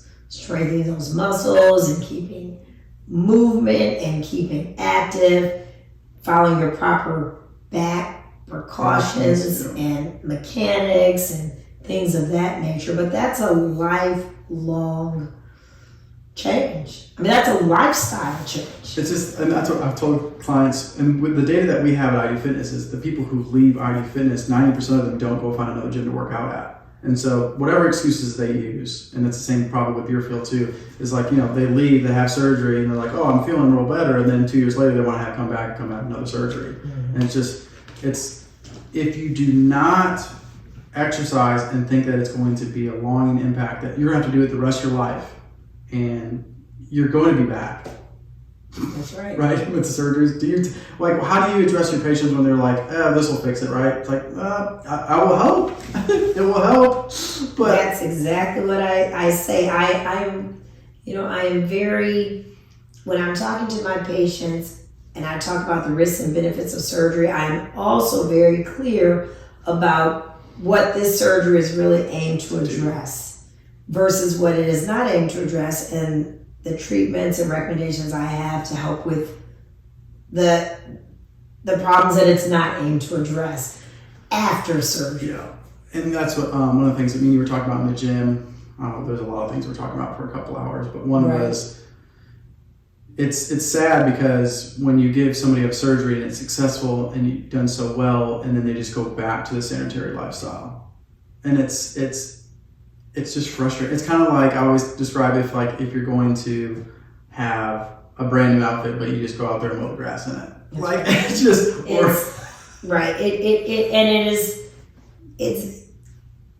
It is very difficult because it's very hard for me to watch, because I really want my patients to get better and stay better and do well lifelong. That's right. And I know that that's an important piece of it, is that lifestyle change. Yeah. And there's points and times in surgeries that what me and you've talked about too, is where it's necessary. You need to have surgery. You're in too much pain because you just can't move. Mm-hmm. And so, but after you get the surgery, go exercise and get that integrity back with your bones and ligaments and muscles. And there's times where I have clients that even come to me and they're like, hey, they know that you work out here and they want to talk to you. And I'm like, I'm glad to talk to you, but I'm going to tell you what she's going to say. Mm-hmm. It's like, if you don't exercise and take care of yourself and you're not really following the protocol here, yes, it will relieve it and potentially not come back. But there's a high probability if you don't exercise, and you don't eat right, it's coming back. It could come back. You're absolutely right. It's coming back. The shooting, the stabbing pain down the legs, down the arms, down your neck. I've seen it all. People come in the doors and they're just like, well, I just have to have surgery. It's like, no, not yet. Right. Let's get you strong first. As long as the pain's not above a 6, let's get you strong first, because it can go away.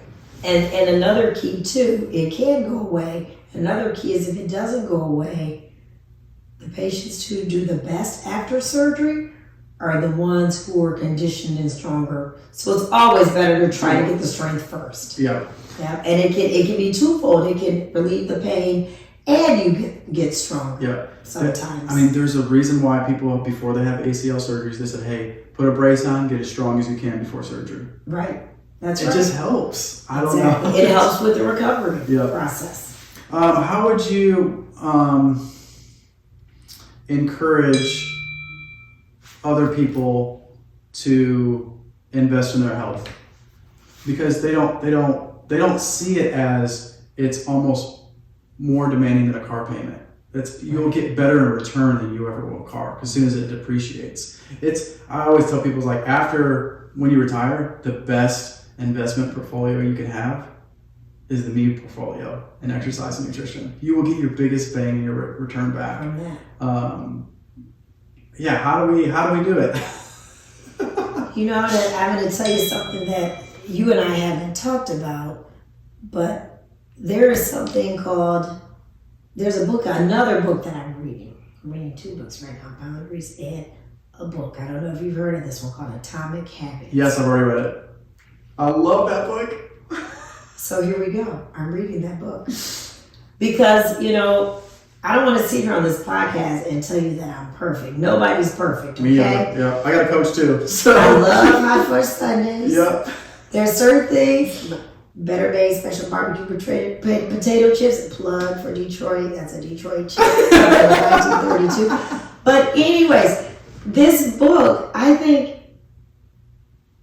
I'm maybe around halfway through the book. I love this book because what it does is it really helps you to change your mindset in and around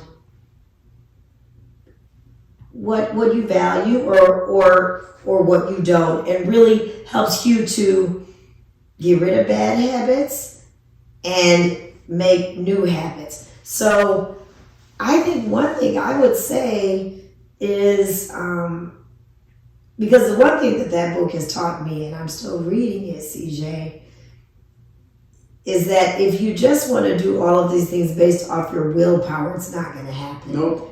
It's got to be. So glad you said that. No, it can't be because, I'm going to do it. You're right. I just need to go run 5 days, set my alarm clock. Exactly. Good luck. It don't work for me. It doesn't work. I mean, I will tell you, yesterday I said, okay, those Better Made potato chips that I ordered from Amazon, which you can only get in Michigan, but now I ordered from Amazon. I said, you know what? I said yesterday, I'm gonna eat a bag today, but I'm gonna only eat them once a week. Do you know, before I came here today, I ate my smoked salmon scramble with some mushrooms, and then I was hungry. I said, dang, I need a dessert. I'm gonna eat my chips. Boom, ate a little bag of chips. So we all have these things, and so it's very interesting to work through that mentally, but I think we all have to kind of work through things, and I think that this book, Atomic Habits, will help us to change our point of view or perspectives, because you're not going to get it just from willpower alone. Because me, mentally, I'm like, yeah, well, should I be eating those chips? Probably not, but in the grand scheme of things, do I think it's going to make me get work? No, because I'm going to keep working out. I'm going to eat clean most of the time. And, you know, you just rationalize different things in different ways, but I think that book, I think that's a good one. I think it's a good one to read if you're really struggling to change. They'll talk about environment. Yes, matters. It's huge. That was massive. It's a game changer. Yeah, I just read that part a little bit ago, and if you don't change, like for instance, if you're struggling with food and you eat a whole bunch of junk food, just make it harder to have access to it. To the food, right? And you'll be surprised. I need to stop ordering them off Amazon. Right. That's what that means. That's hard. But yeah, environment matters. Willpower is overrated. That's right. And you need accountability. That's right. And if you're not investing and you're not paying for something, you're probably not going to go. Mm-hmm. And I'm sorry to tell you, but a $40 to $60 membership to a gym ain't going to cut it, because I think they have the new data out, over 85% of their customers never show up to the gym after the first time they come there. They just keep deducting it. It feels good to pay for a membership that you're not going to for some reason. Right. It's the weirdest thing. That's how Planet Fitness makes their money. That's how Anytime Fitness makes their money. And so that's one of the reasons why I started ID Fitness, was like the accountability and the environment change. Right. And so if people haven't been to ID Fitness, obviously it's a cool environment to be in. Like you got your mom who's 90 years old. We got Sydney who's 67 years old, who's also deadlifting almost 100 pounds. You have Alan here who's in his 60s and he's about to deadlift 200 something pounds. Yeah. And it's just like you have this motivating environment. The color in here is motivating. The access equipment is not overwhelming. Right. You come in here and it's basic stuff. That's right. But yeah, environment, I can't stress that enough. Yeah, that's one of the books that it says willpower is overrated. Yeah. It is. I have to change my environment, or I will. If I have brownies in my house, I'm gonna eat the whole pan. Right. You just know it. Exactly. And that's right. Yeah, exactly. So that book is really, yesterday when I came home from New York, I actually did a couple things. The book recommended, as part of changing your environment, that you do different things in certain rules. Yeah. Well, as part of my, health and health as well, I have this platform. It's called a Juvent. Now, don't ask me exactly what it does, but it's a vibration platform that you stand on. Yes, I know what that 20 is. minutes a day, and it helps with like recovery and some other things, right? Yep, 100%. Yeah, Power Play. Ole Miss has ones for all their athletes. I'm telling you, Yes. I've been on it. Game changer. Yeah. If you have an injury, I don't know what it is. I mean, I don't know the science behind it, but I tell you, I felt better. See? And so I have a Juvent. I bought it probably a little bit after I moved here and used it for a little while, but it still has not become a real habit for me. Okay? Yeah. It hasn't become a habit. Had my mom using it, hasn't become a habit for her. She'd be like, "Oh, I'm ready to get off this thing." No, a little bit longer. Yeah. But I have the Juvent in my bedroom thinking that I will use it first thing in the morning or in the evening, and I don't use it regularly. I said, you know what? I want to make this a habit. I'm going to try to change my environment. That's one of the steps I'm going to do. I moved that Juvent this morning downstairs to my exercise room where I have my infrared sauna and my Peloton. And I said, you know what? You're going to do all of those health and wellness things in this room. It said books. I was reading before I go to bed. No, I'm going to read in the living room. I already eat and cook in the kitchen, so that's good. A lot of times I take Zoom calls or do work at my dining room table. Sometimes I do in the desk room. No, I'm going to do that in my office. I'm changing what I'm doing in my individual environments based on that book. And I used that Juvent this morning. I stood on it for my 20 minutes, and the 20 minutes went quickly. Yep. So I stood on it while drinking my smoothie and reading some neurosurgery journals. Drank my smoothie. Next thing I knew, 20 minutes was over. I went upstairs and did my nest. And what's crazy is you're mentioning, you're changing your environment and you're putting things in place in that environment that is appropriate for that environment. Exactly. And that is a game changer. You should not eat in your room. Right. I tell people that all the time, clients. You need to have your room and your bed so sacred for sleep that your body subconsciously know it's time for bed. If you're on your phone in your bed, if you're reading in your bed, no, you need to. I even have I don't have a big place I rent, so it's like I have my bed and I have my room divided up in quarters. Yeah. And so I have my bed. I don't read in my bed. Don't look at my phone in my bed. Do I slack sometimes? Absolutely. But I've had to take my charger out and put it in the living room. Yes. So that way I won't do it. And then I have my little chair that I do. That's where I read. That's where I study. And then I have all my clothes. And that's where I do that. And then I have a little desk. That's where I do my work. And so it's just you have to really delegate the stuff that you're going to do. That's right. It does matter. I can't stress that enough. It makes a difference. Now, I will tell you, I've been thinking about my environment. Now, the only thing that I can't eliminate maybe is not using my phone in the bed. Just the exception is for work-related things when I'm on call. And the computer, like I said, well, I'm going to use my computer down in my office, but I need to have that laptop near me in case I do get caught in the middle of the night. I need to look at imaging. But I said for those two things, I give myself a pass for work-related stuff. But everything else, I'm going to read. I read Atomic Habits last night. I didn't read it in bed before I went to sleep. I read it in the living room. Yep. And the cat came and was looking man, this is odd. What are you doing? What are you doing? And it's so good because those are true healthy boundaries that you have. In these circumstances, I need to have this close to my bed because if I'm on call, something happens, somebody's life's at stake. That's right. But it's not a wall. So I always tell people, like, when you first start putting up boundaries, you start putting up walls. And a wall is like you're being extreme with your boundaries. You're not letting anything in, no matter what. And yes, there are some places in time that you need to do that, and you need to have your non-negotiables, but that's one of them you don't. Like, if you have kids and you know you don't want them sleeping in your bed, that's cool. But if Johnny's really, really sick and he's screaming, like, it's okay once in a while. Exactly. You know, so don't beat yourself up because the boundary got bad. That's a wall. Right. And so having that right balance of your non-negotiables and what you said, I mean, that's I like that. That's literally what the book says that you're reading, so that's so good. That's right. And also always having grace with yourself, I think, because we are evolving throughout our lives and realize that that's part of the journey. 100%. You gotta have a place where you allow yourself to be human. That's right.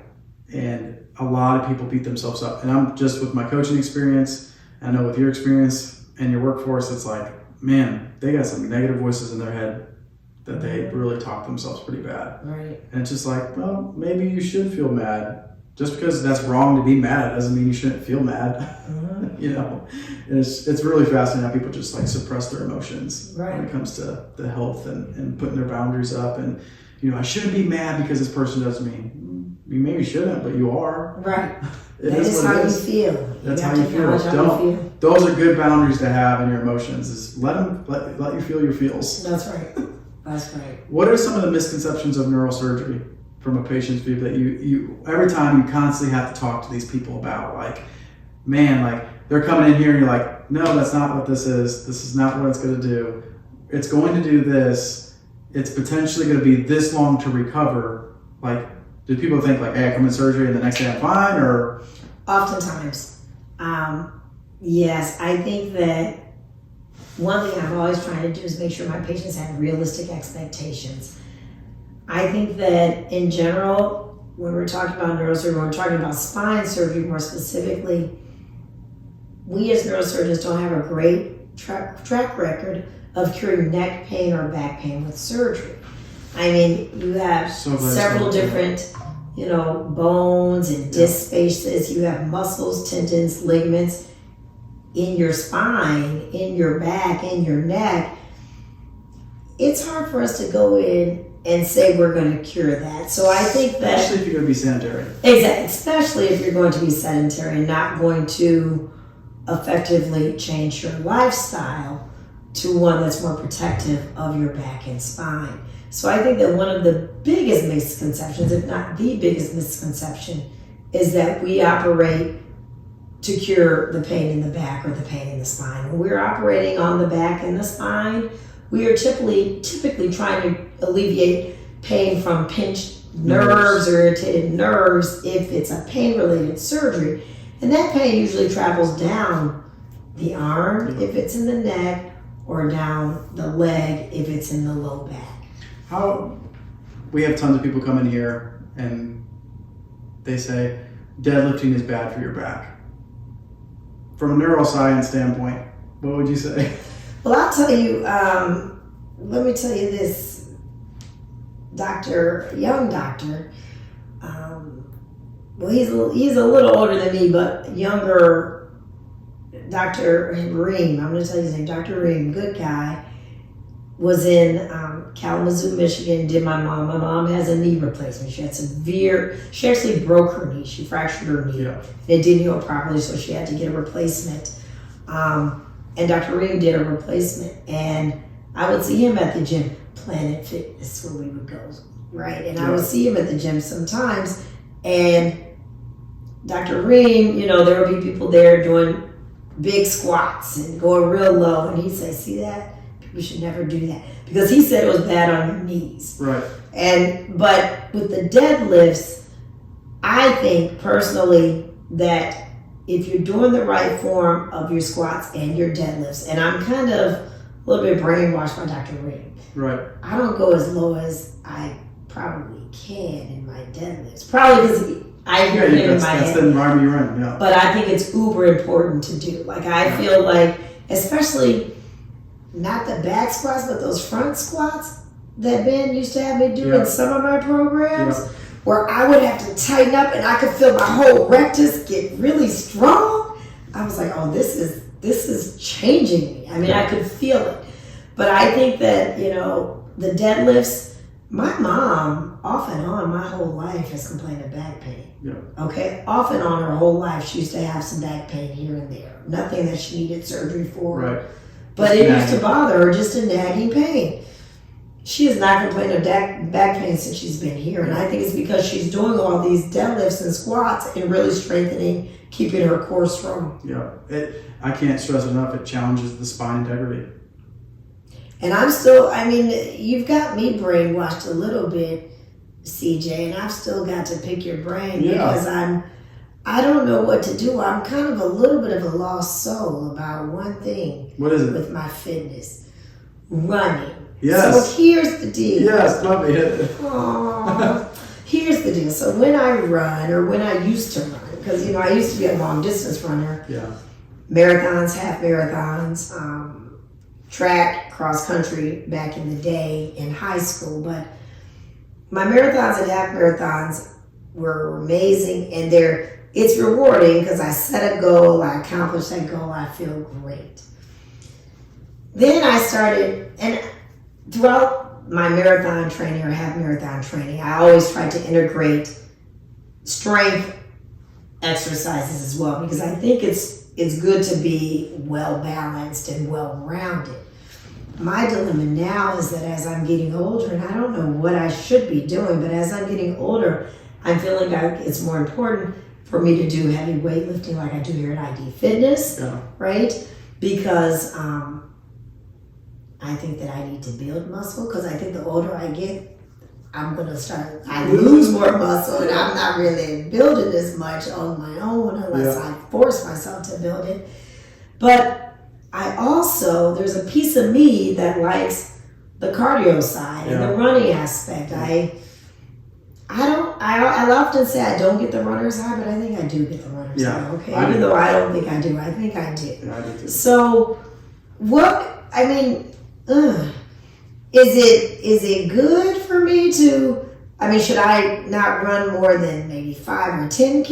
Is it too much to do a half marathon? Because now if I run a half marathon, if I'm training, I feel like, oh my God, I'm probably eating through my muscles. Like I'm in this dilemma phase. Yeah. What should I do? Well, I always tell people, if the goal is to train for a half marathon, I always tell people you should lift weights heavy 2 times a week. When you're training. Okay. And you should only run 3 to 4 times a week. And depending on the miles, what you've done, how you feel, and make sure you have your volume that's increasing over time.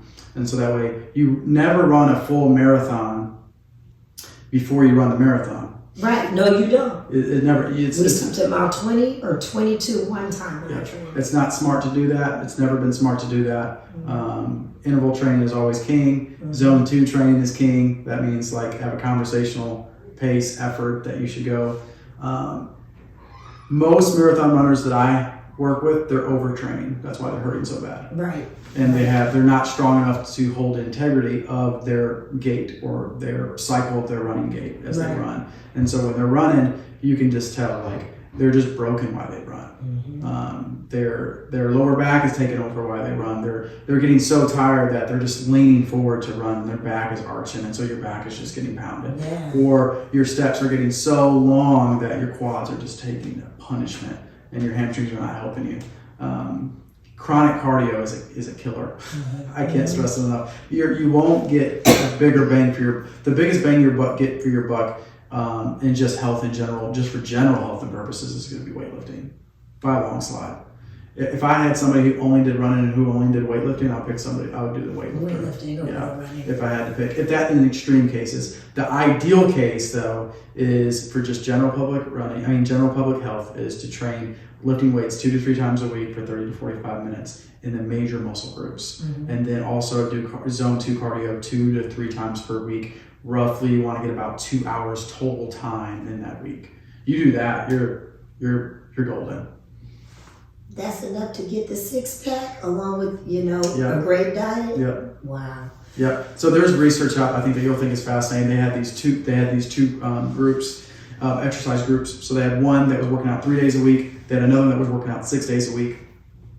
The data that they got from both groups was you only get 1 to 3% stronger going from 3 to 6 days a week.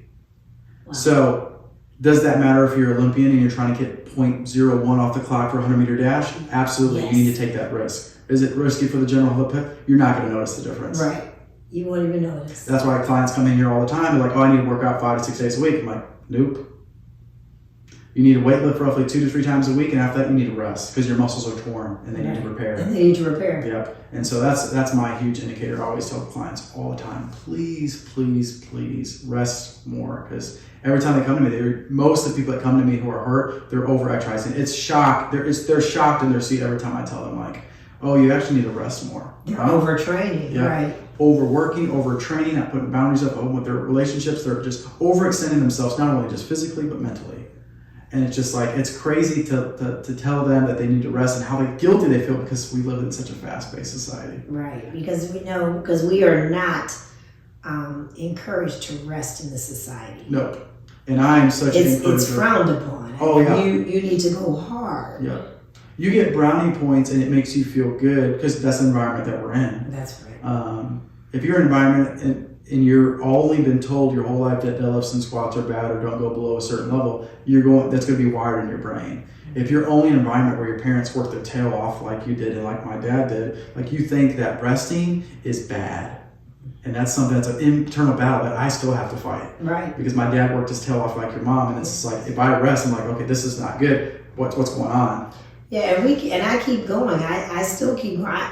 Mom and I keep going. Like, we are in the streets all the time if I'm not at work. Yep. If I'm at home just chilling, it's like, are you okay? What's wrong with you? Because and it's funny because those few times when I am at home just chilling, it feels so good. So yes. why don't I do this more often? I had one of my clients one time, I told him to go home and pick an hour a week to just rest and say no to anything. Just whatever. If your kids say, hey, I want to go to here. Nope. I had one client that I had that they were putting up boundaries with their son, and it was really affecting their performance and their pain and all that stuff. I firmly believe. And they told their son that, hey, these pizzas that we need to have, like, you need to let me know we're out and I'll get you some if you want some. But if you're not, I'm not going to the store again at 9 o'clock at night before I have to go to work at 5 a.m. the next morning. Right. And this parent was doing that for their kid. I'm like, no, you do not do that. Wow. That is not okay. If he does not follow through, your son does not follow through for the boundaries that you've put in place, and he doesn't get it. He doesn't get that pizza that That's night. right. And that there has to be consequences because that's life. That's going to be in the workforce. Like, if you don't do your protocols right in neurosurgery, there's consequences to that. That's if right. I don't fulfill some of the obligation I have for clients, there's consequences to that. I mean, train them early. Right. So, that's right. But yeah, I don't know how I got on that rant, but I think boundaries is huge with rest, and rest benefits weightlifting, and weightlifting is your biggest buck. But if you can do both, roughly, I would say, you just give you a benefit of doubt. Walking is one of them. Right. Fast walking is zone 2 training. Right. That is great. I encourage everyone to do that. Yes. Like, don't think like, oh, if I run hard for this 2 miles, as hard as I can, it's better than zone 2 training. Maybe you don't need to do that. Right. Maybe you actually need to rest and go at a lower intensity so you're not stressing your system, because you're already stressed out. That's right. It's not going to help your system to be more stressed out. That's why those people who are on those CrossFit kicks, which I was on, or the high intensity Orange Theory fix, those are great things and tools to have, and they definitely help you out. But one of the things that they struggle with is if you're already highly stressed, that does not help you. No. Right. It's only going to enhance that It stress. exacerbates it. That's right. And it might feel good because you're getting that endorphin rush, but it is a blocker. It's blocking the way you actually feel. You're not dealing with the problem. That's why most people who have, I don't know if you noticed this, but long distance runners, majority of them, because I've been around a lot of them, have tons and tons of mental illness. That's why they run so much. They don't want to think. Right. They go in their flow state when they're running. They don't have to think about it. Life's worries go over them. Right. It does that in dirt biking. It does that with anything. You can work too much and do that. That's right. You know. So yeah, it's the same challenge. But yeah, Squatting below parallel is it bad for your knees? Like that's one thing that I've talked about too with people. One of the things too is like just look at the research and see what the research says. What is the most stress response at your knee? It's at 90.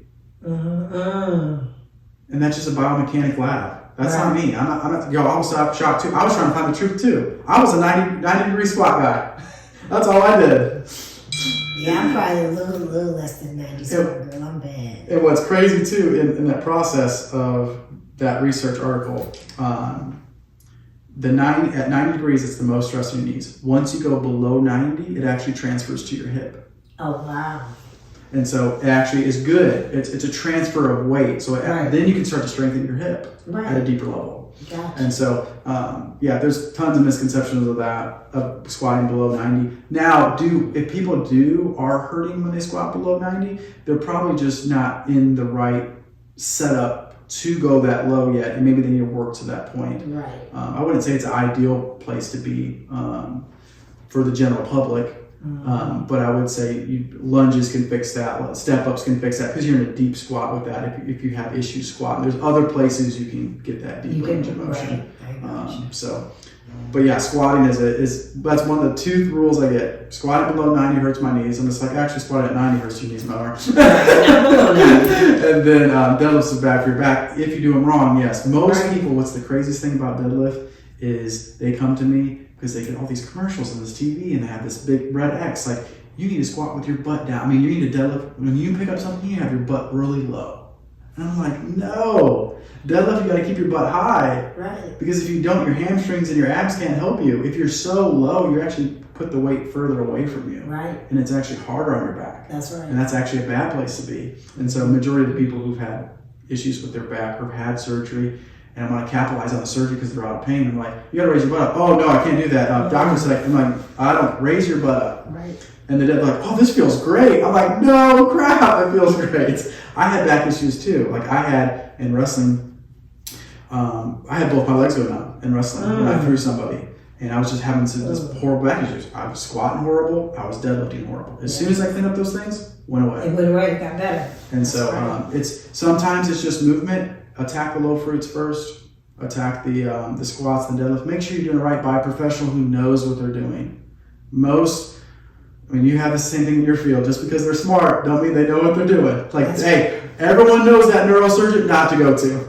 Everyone knows that coach not to go to. It's the same thing in every field. Like people ask other professionals, they'll know what guy to go to and who to go to for that stuff.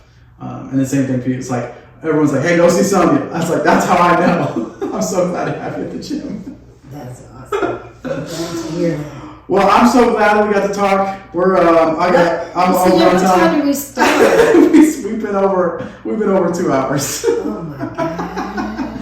But we'll have to do this again because there's other topics I'm gonna talk about. Like my dad had surgery on his back and he was getting like his nerves. You might know more about it, burned off or cut off or. He was probably getting a rhizotomy or an ablation. Ablation, I think that's what it was. Yeah. And he thinks just by going back there again and again, we're not fixing a sanitary lifestyle, that it's going to get fixed. And I'm in his conversation with him on the phone. I'm like, Dad, they do this so that way you get out of pain so you can get into exercising so you can get to do the things. And so I just hear the same old story over again. I was like, oh, maybe I just gotta get Sonia to talk to him. I'd be happy to talk to your dad. Well, thank you so much. Thank you, CJ. Thanks for having me. Yes, and thanks for being an inspiration and also just for fighting just for in the medical field. It's a lot of the stuff is not seen that what you do. And so we appreciate you. We're lucky to have you in Oxford, and we're lucky to have your mom and how encouraging that is. There's literally big clients in here who are older who first sign up, and we're trying to talk to them into lifting weights, into lifting heavier, and they're so scared because of the environment they were in. They said they shouldn't do that. They should just stay sick for some reason.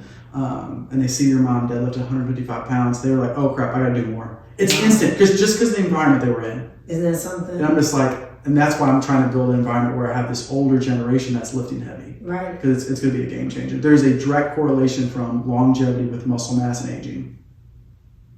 Then I will lift heavy today. Yeah. So just loss of muscle mass. It's amazing. It's amazing. Yeah. But thanks.